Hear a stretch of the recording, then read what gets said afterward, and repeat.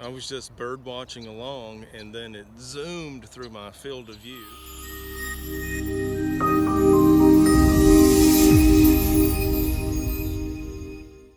This is some of the final footage with the nest in full frame, center, well lit, but it didn't start out this way. More of that later. This is a band that we placed on the leg of a rescued and rehabilitated bald eagle released on the Kingsport Birding Trail, and I use it as a size reference to indicate that the blue-gray gnatcatcher could pass through the inside diameter of this eagle band, which is 25 millimeters or 1 inch. I was just bird watching along, and then it zoomed through my field of view. I looked up in the tree, I heard this buzzing sound, and I found a small nest, and I looked at the nest through the binoculars, and sure enough, the blue-gray gnatcatcher had landed on the nest, and it was doing a lot of, for lack of a better term, preening the nest, lining its lichen shingles and stretching out its spider web and cattail insides to make it just perfect. And then in just a moment, here came the other bird, and they were now two birds working on the nest. At first, I was just glad to have gotten any type of camera on the subject of the bird and its nest.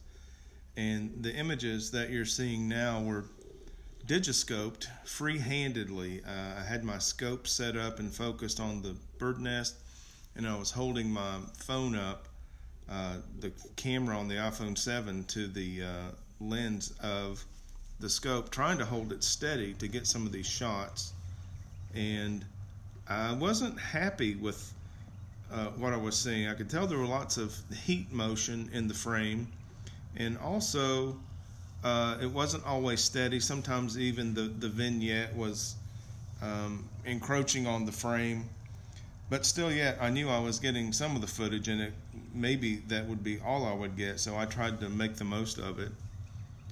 I also didn't like the lighting in this situation, so even after some filtering, I just couldn't improve it enough, so I had to relocate. Deciding to relocate gave me an opportunity to also switch cameras. So I grabbed the Sony Handycam and mounted it to the tripod for the scope and repositioned myself into some better light, and was really satisfied with the result. The Handycam has a 60 power optical zoom, and this is fully zoomed in. We're looking about 18 or 20 feet up into an elm tree from about 75 feet away, and there was some really good cover where I was along the edge of a pond with lots of high grass and mature growth. And it was really interesting to watch these birds work. They were just, busy as bees. Always one bird was there on the nest working while the other bird was out gathering material, and they never left the nest unoccupied for very long. I did manage to capture one of the buzzy calls of the blue-gray gnatcatcher, but otherwise there was construction in the area, and the ambient noise wasn't conducive to audio recording in the field.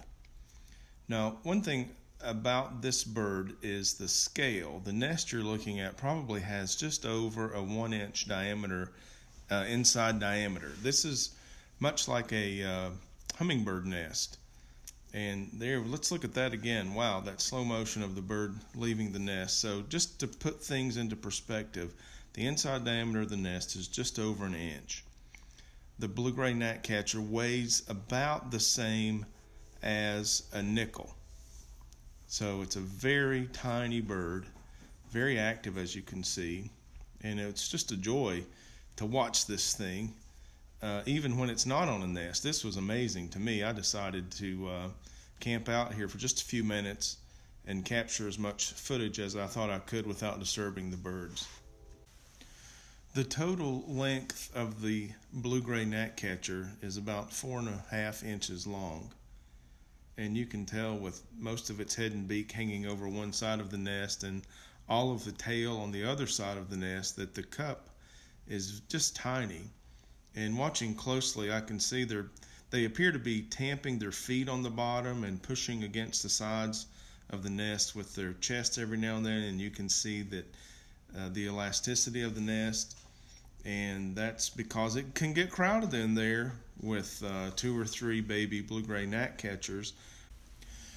These baby gnatcatchers are going to be nearly adult size when they fledge, and perhaps even a little heavier due to a lack of exercise from being confined in the nest. Blue-gray gnatcatchers sometimes raise a second clutch of eggs later in the season in the same nest. They've also been observed to recycle their nest.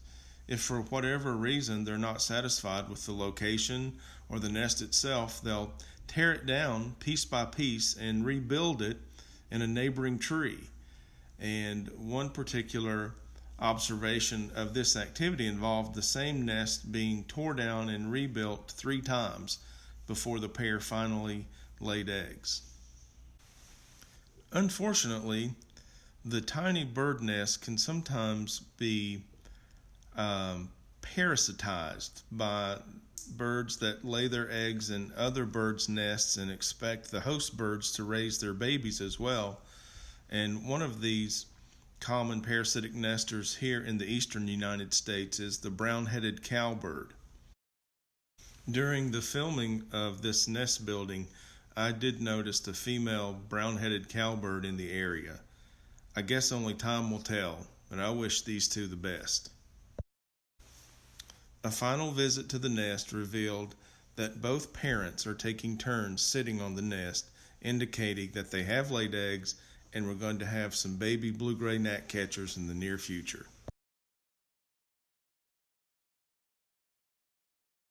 I'd like to thank you for tuning in and invite you to subscribe to the River Life channel if you haven't done so already. You can click on the icon in the upper left corner or hang around, watch another video. There's a pretty good recommendation there in the bottom right hand corner. Either way, thanks for stopping by, and I hope to see you again soon. So long.